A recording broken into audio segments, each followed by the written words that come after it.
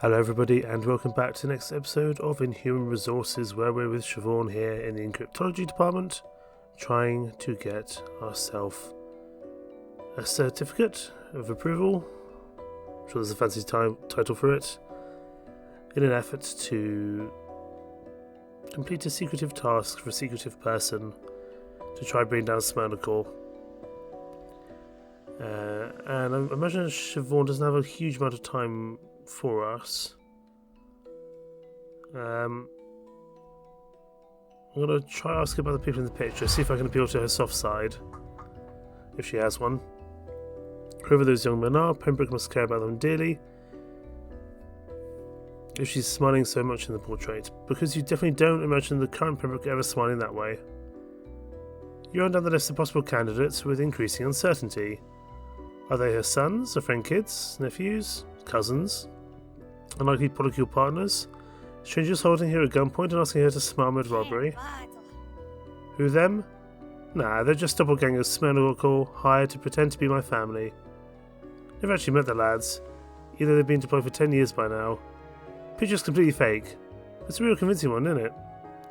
Oh, sure it is. Convincing enough to make you wonder if you've gone completely insane. Why the hell is she so calm? These are her children she's talking about. How can she keep working for a company that had them erased from history like it was nothing? Doesn't she care?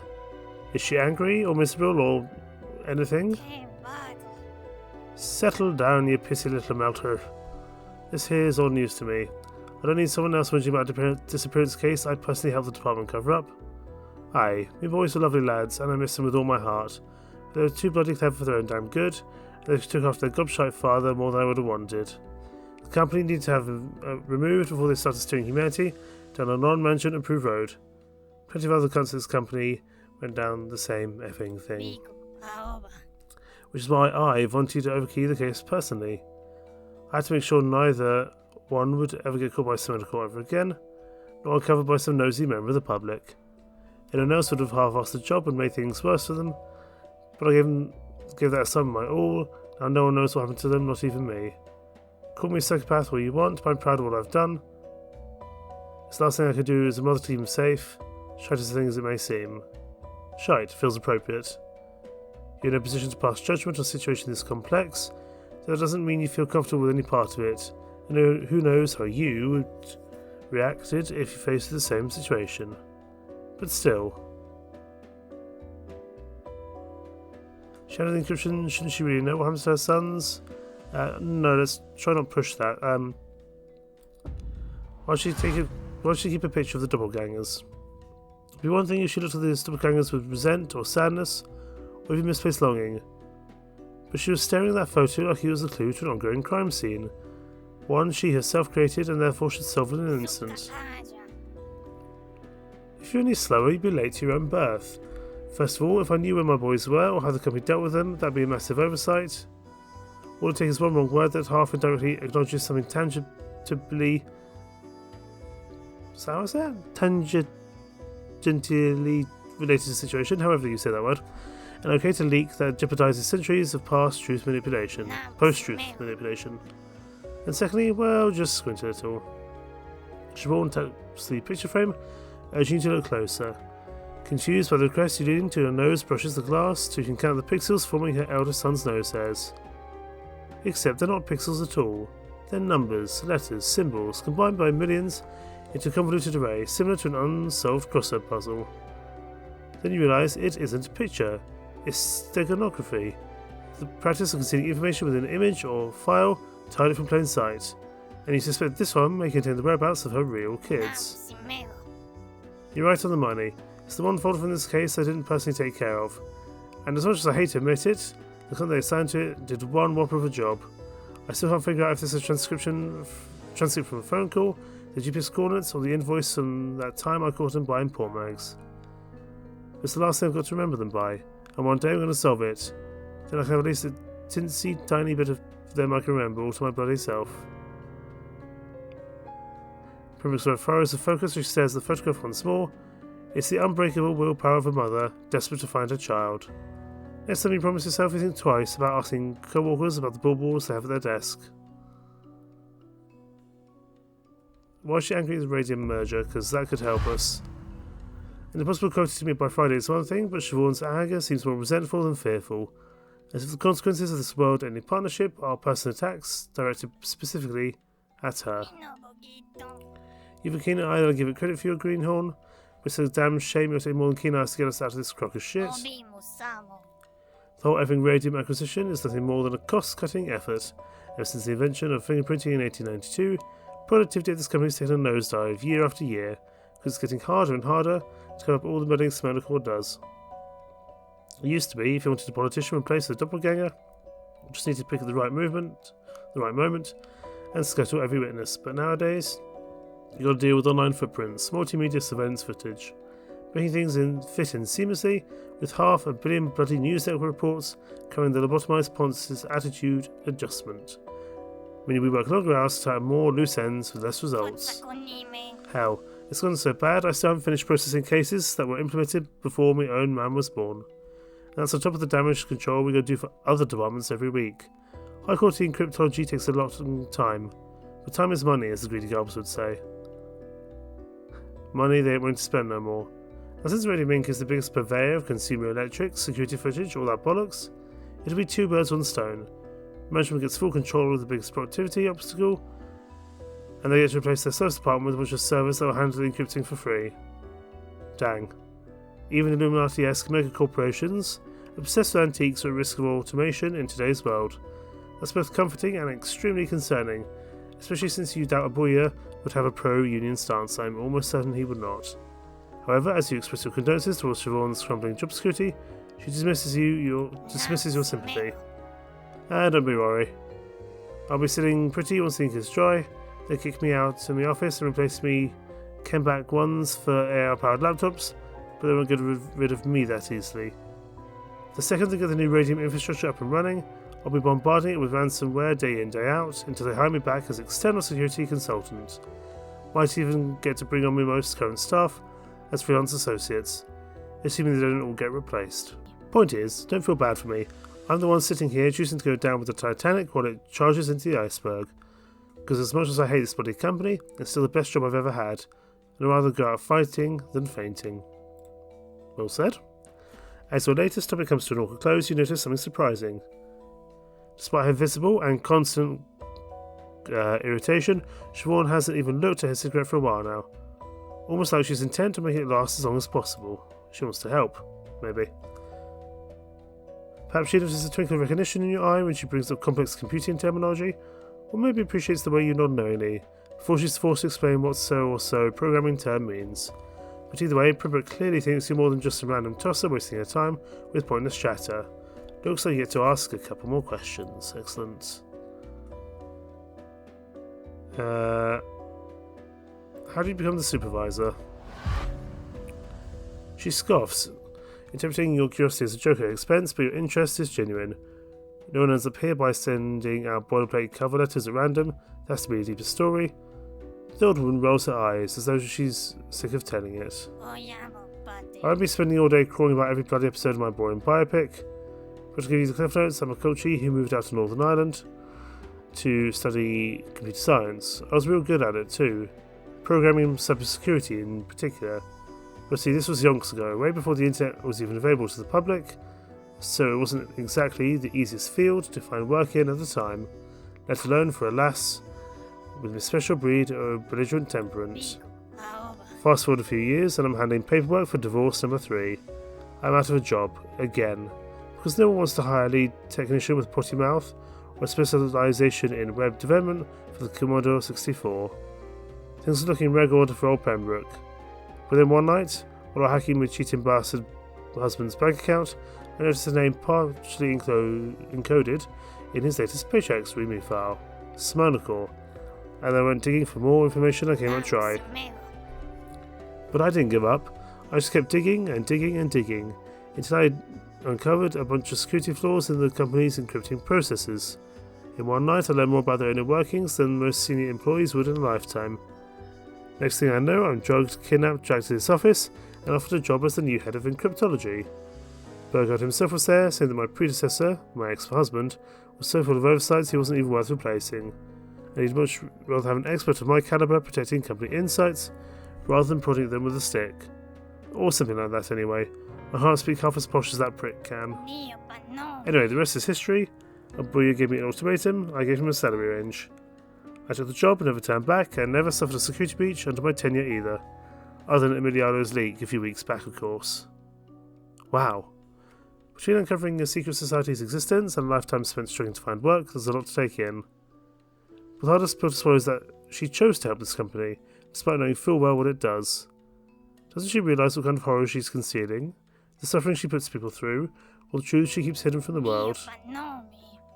Oh, don't give me that look, arsehole. I know this isn't exactly a Make-A-Wish foundation, but it sure as shite beats working retail in a dead-end Dublin mall. And you can't exactly take the moral high ground when you're here with me. Much as this place got me scandaled, it's the only option most of us get. Besides, if the only way you could do the thing you love most was by committing atrocities, are you sure you could say no to the opportunity? Especially at the ripe old age of 86, after 50-odd years of failure? That's a good question. Hopefully you never have to answer it on a daily basis like she does. Ooh, can we try push her about the leak? During evaluation, Abuya insinuated that Aguilar let so much information slip, he was ordered to murder his own spouse and child to keep things spiraling out of control. What kind of bombshell did he drop for that to be the only recourse?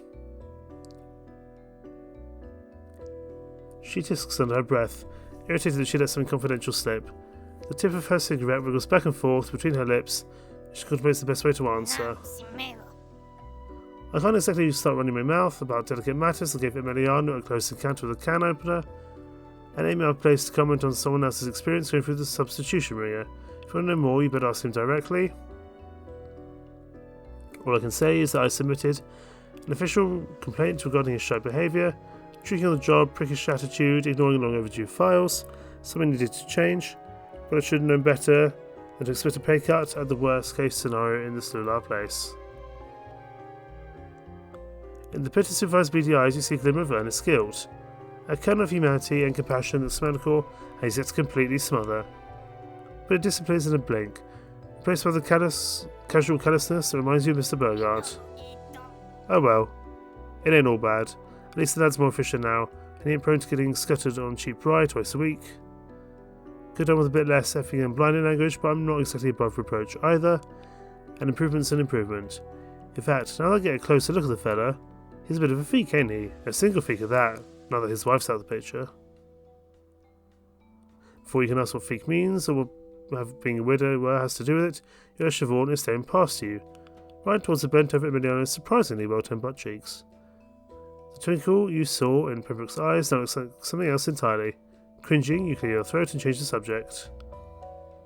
What can you tell me on Cryptology or Smirnoff? A person who maintains the shadow part of a shaggy organisation will likely have some insight into how it operates. Plus, the more you learn about security measures, the better equipped you'll be to circumvent them. Pembroke regrets your relatively straightforward inquiry with the single most disgusting expression you ever seen a human face manage to express. It's the kind of frown someone would make after seeing an unflushed public toilet, or catching their ugliest relative masturbating in the church confessional. Did I already tell you a story? I didn't have time to give you the rundown. You're exactly making me feel confident about your ability to follow orders here, Greenhorn. Your face was hot as you recall Siobhan's warning, but you still repeat the question, as it remains a valid one. Why does the company that regards the internet the same way, say Massachusetts regards switches, need a cybersecurity division? Jesus wept, it's a miracle your mother didn't kill you when she dropped you on your head. Think about it like this, as soon as you're given any sort of device the power to go online, in any way whatsoever, you give someone the power to break it from the outside. And from there they can get their mitts on any data, the device has on storage, plus records of other devices it's connected to in the past.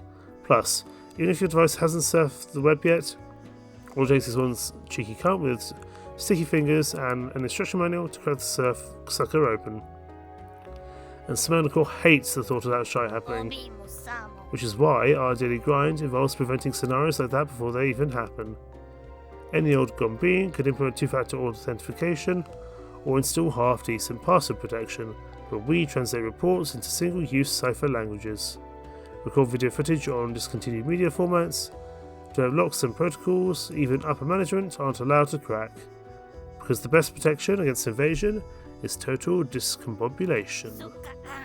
Even if some bold bastard were to break in here and steal my desktop, you need to know DOS programming, the Fourier transform equation, and enough Akkadian grammar to run for president in Mesopotamia before decoding a single file. And that's assuming he can figure out my hard drive is hidden inside a Betamax cassette player. Hell, even I don't know how to crack the code on half the bleeding documents we make. To prevent loose ends and accidental leaks, things have to stay cryptic for the people doing the encrypting. Sheesh.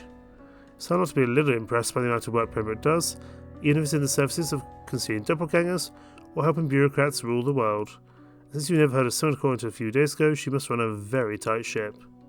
Still, there's one thought in particular that's been nagging at you. If this department struggles to keep track of their own work, how does anyone remember which historical facts Smernical have altered and which ones they haven't? That's the kicker, Greenhorn. Upper management's done such a shite job of monitoring archival, nobody knows anymore. Does that mean there's not a single person on Earth who knows how deep the rabbit hole really goes? Is all of human history an unwinnable game of hide and seek?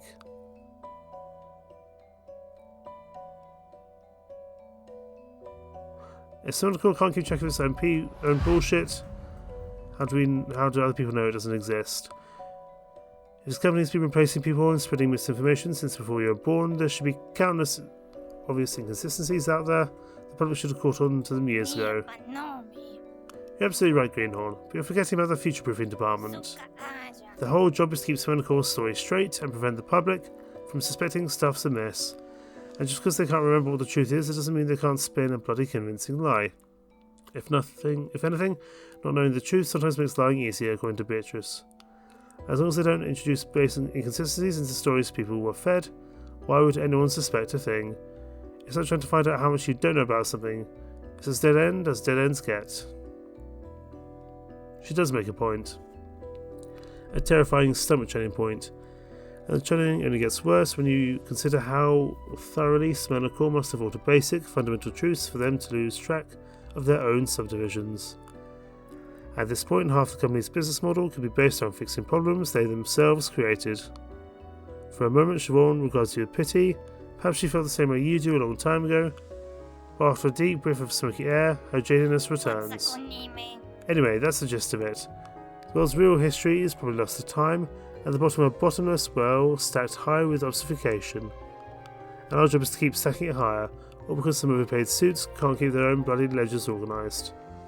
Would be damn near poetic if it weren't so bloody pathetic. From what I hear, the nursery department is the only place that's still got half-decent archival procedures, but we've got to hand back before I try finding out how they do it. Only a proper nutcase to go down there. You've been called worse. Still, now you know why Elle was so adamant about finding data from the hive. It might be the only reliable source of information in the entire building, if not the entire world. We'll thank Pembroke and head on our way. She seems almost disappointed to see you go. Their exchanges weren't exactly pleasant, she certainly appreciated chatting with you. There's lots of work left to do and little time to do it. I think I'm going to begin.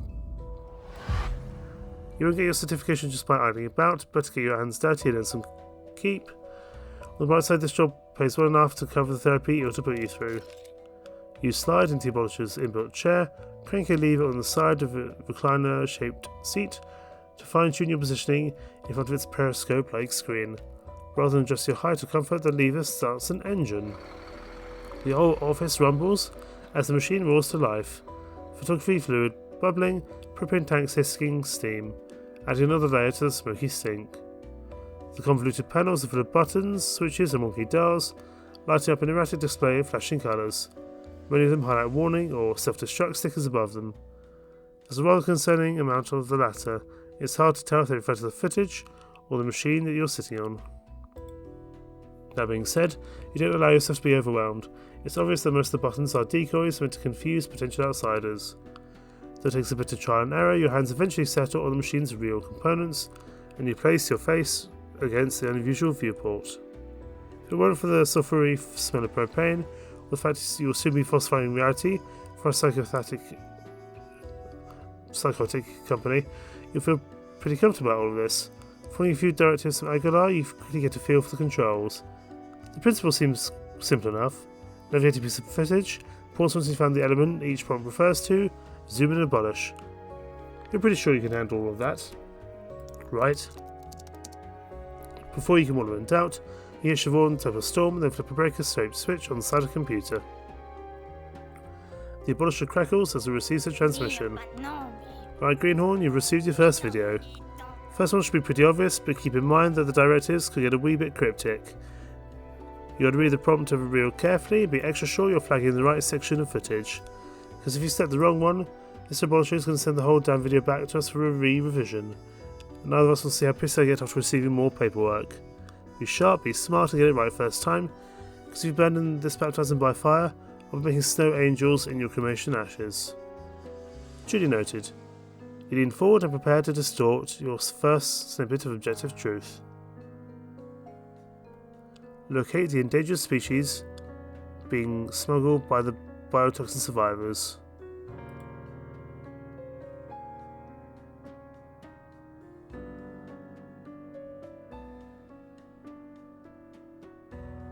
Interesting.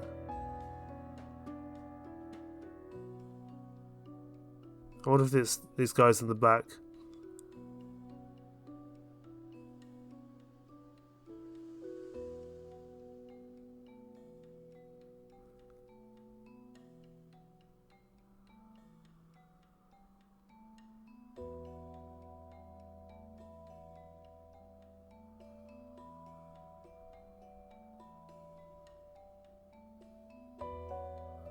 I'm not getting many options at the moment, really.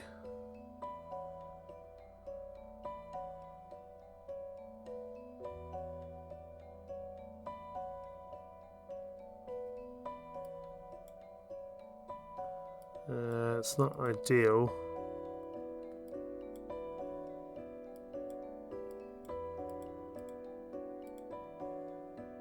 Let's go here, maybe? I don't see any biotoxins. Or the endangered species, really.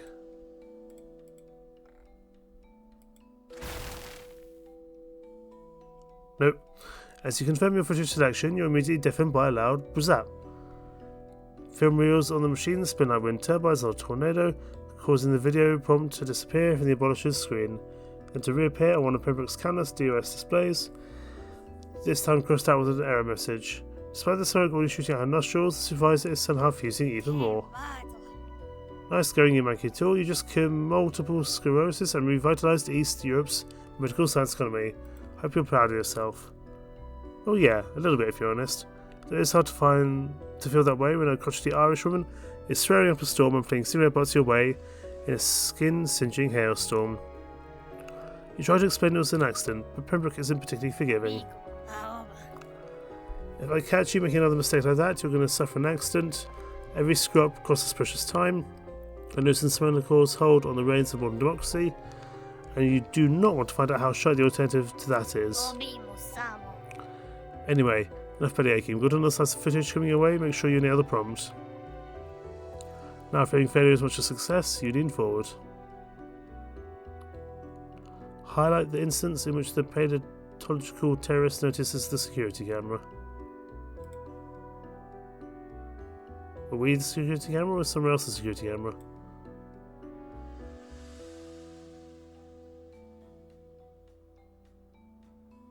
Could be there. He might have noticed us there. 11 seconds.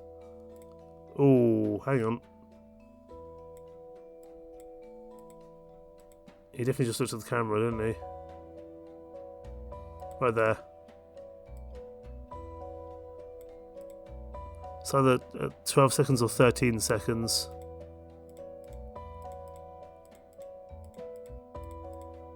Right there. But watch the rest of the video. See if we can come up with a better solution than that. Yeah, he starts looking at a few more times now, but I think the 13 seconds in is when we first see it happening. So let's go back.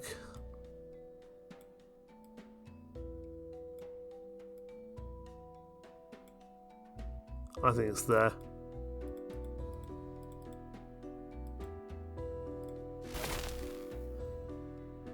No? You cross your fingers as you confirm your selection, but neither luck nor competence are on your side. The abolisher's buzzer now goes off anew, this time toppling stacks of paper and sending the sheets scattering across the room. Emiliano swears in Spanish, clutching one hand to his chest as he attempts to survive the stroke you almost gave him. Siobhan, meanwhile, utters an irate snarl. You bleeding idiot. How thick is that gobshite skull of yours? I won't here to fix your screw-ups from Twit in South Asia. We'll discover the world's first dinosaur. And you know damn well how those Brits would have reacted to that, don't you? I honestly thought we got that. Judging by the look of genuine hate in Pembroke's eyes and the way Aguilar is nervously tugging his collar, not well. He apologises profusely, but does little to appease the aging cryptologist, who now blows smoke out of her ears on top of her lips. Guess after I hush up another war this week, should have known this would happen with a greenhorn on board. But ought to ask them here on out, you hear me? If you put me further behind schedule, I'll be kicking out of this office harder than God kicked out Lucifer. Not sure your landing won't be half as pretty as his was. Yet again, the immense and imposing abolition lets out a reception confirmation crackle, its viewport lighted by a new audiovisual file. Pembroke returns to her never-ending cycle of typing and smoking, shouting grave warning from over her shoulder. Be extra careful with this one, alright? Directors are pretty scattered, even by our standards. And before you go complain that I'm being a melt on purpose, just remember we've got these procedures to follow. Reading the answer too obvious means adding a potential security risk, so use your brain and don't be a lula. Identify the prepubescent doppelganger, properly donning its target's disguise mid-crisis.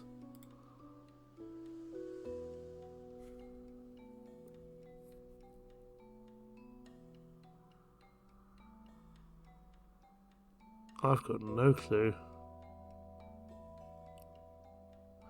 Because this looks to me like an air raid drill or something to do with nuclear warfare.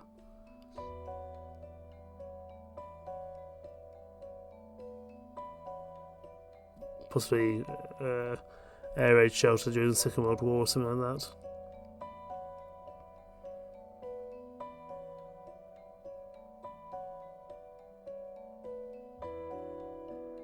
I don't know.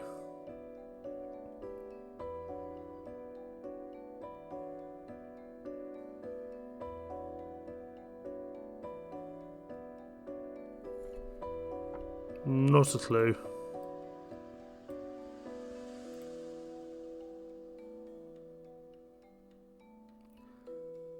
Probably donning his target's disguise mid-crisis. Maybe here? Let's say here.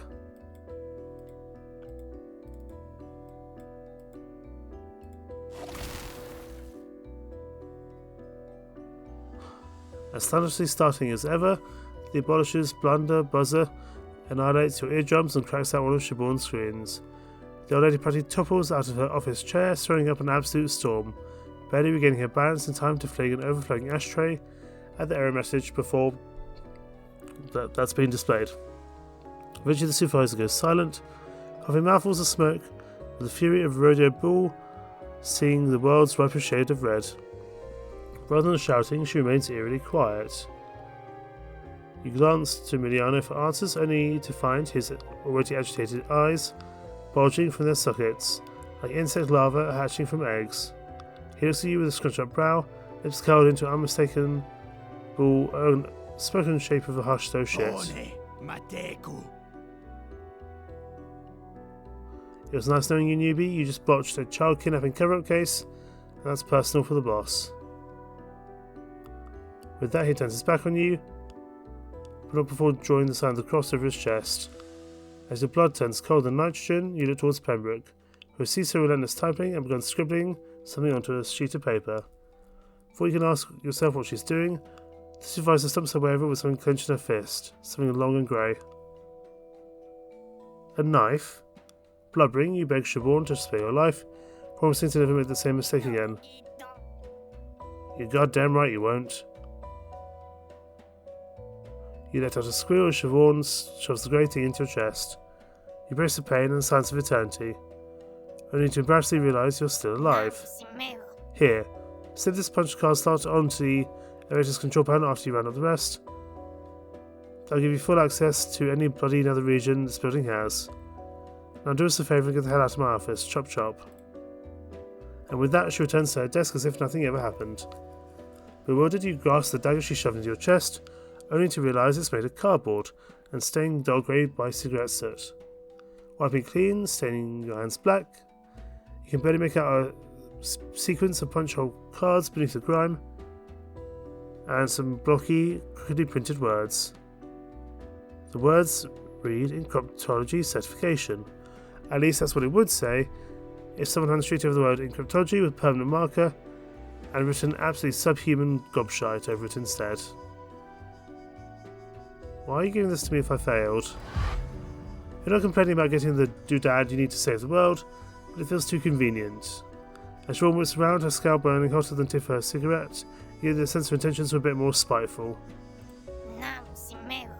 You want to know why? Are you too stupid to even understand that? It's because you're such a weapons-grade shite hawk that I never want you setting foot in my department ever again. You're supposed to manage the bare minimum of helping us out a little bit, but all you did was create weeks of extra work for us. I'd call that stupider than a pig staring at a washing machine. But you and hogs don't manage to roll around this much shit under 24 hours. If we published any of your work, we would have caused at least 3 wars, dissolved the UN, and had one grieving mom from Wyoming discharged from a madhouse. If you to that scale wouldn't just collapse Smellicore, it would be seen from out of bloody space. And that's after you read the operator's manual too. I mean, I'm physically struggling to imagine how bloody worse it would be if you stepped onto your bullshit blind. I might not even be alive to be chewing you out right now. I mean, Jesus Mary Joseph. You can at least Miliano for some fucking advice. At least that boy secret could have taught you something useful. I suppose I should have. Gulping, you glance towards the substitutions department surgery victim, hoping he might come to your defence. Instead, he helps twist the knife a little deeper, shaking his head to confirm public suspicions. Siobhan pauses to clutch her chest, the sheer amount of rage in her body threatening to stop her heart. Only after venting more smoke from her nostrils does she calm down enough to conclude her hate-filled speech. In case you couldn't tell, that's why you're getting certification. Because now that you have it, literally no reason for you ever to come back here and meddle with in Cryptology again. If I somehow catch you trying, I'll personally supervise the cover-up of your impending assassination. Now get the hell out of my office before you somehow make things worse. I've got deadlines to meet and no time left to meet them. And with that, the drooping jowled woman concludes her hate-filled spiel. You clutch the certification tighter, your tattered pride filled with more holes than the hole punched cardboard. 7 rounds in the ring with heavyweight boxing champ would have messed you up less than this. Nevertheless, you take solace in the fact you survived the beating. Better leave, the day is almost over, and you got what you needed. You run as fast as your legs carry you, passing through the department's convoluted security checkpoints. The journey feels absurdly fast, now that you don't have to take weird tests every 10 paces.